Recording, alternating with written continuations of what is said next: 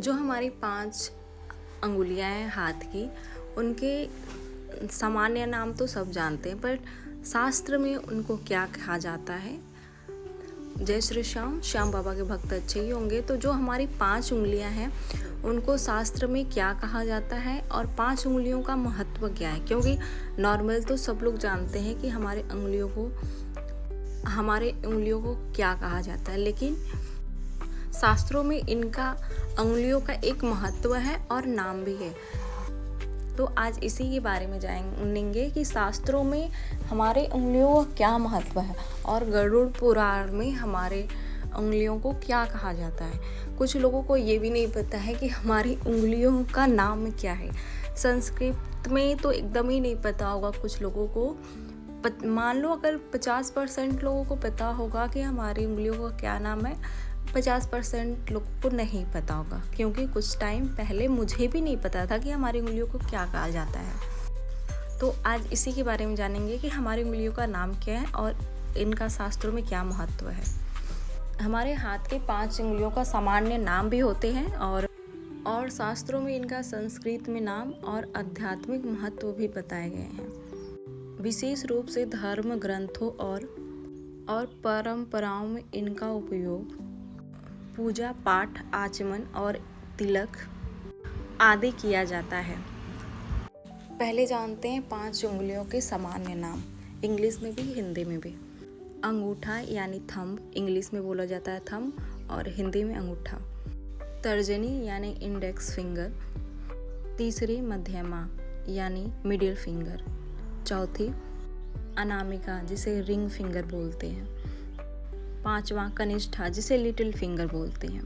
ये हो गया हिंदी में और इंग्लिश में। और संस्कृत में क्या कहते हैं। शास्त्रों में इन्हें इस प्रकार कहा जाता है। पहला, अंगूठा को अनुष्ठ कहा जाता है। दूसरे को तर्जनी कहा जाता है। तीसरी उंगली को मध्यमा कहा जाता है। चौथी को अनामिका और 5वीं को कनिष्ठिका कहा जाता है। मैंने हिंदी, इंग्लिश और संस्कृत तीनों बता दिया कि आपके हाथ की 5 उंगलियों को क्या कहा जाता है, हिंदी में, इंग्लिश में और संस्कृत में। अब आइए जानते हैं शास्त्रों के अनुसार 5 उंगलियों का महत्व। धर्मशास्त्र और पुराणों में माना गया है कि हर उंगली एक तत्व यानी पंच तत्व से जुड़ी है। ये जो 5 उंगलियां, इन्हें पंच तत्व कहा जाता है। पहली उंगली जो अंगूठा होती है उसे अग्नि कहा जाता है, जिसका मतलब है शक्ति और ऊर्जा। इसका आध्यात्मिक अर्थ है शक्ति, ऊर्जा। दूसरी उंगली तर्जनी को वायु कहा जाता है और आध्यात्मिक अर्थ इसका है ज्ञान और दिशा। तीसरी को मध्यमा कहा जाता है, इसका तत्व है आकाश, आध्यात्मिक अर्थ है संतुलन।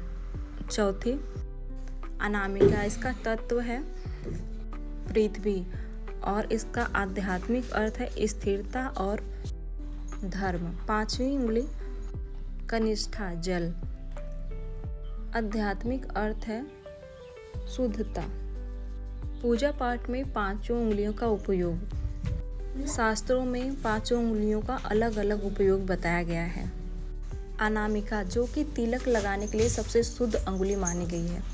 अंगूठा और अनामिका देवताओं को जल देने के लिए। कनिष्ठा आचमन के लिए। तर्जनी कम उपयोग होती है क्योंकि इसे निर्देश देने वाली उंगली कहा जाता है। गरुड़ पुराण में शरीर को पंच तत्व से बना हुआ बताया गया है। 5 उंगलियां इन 5 तत्वों की प्रतीक मानी जाती हैं।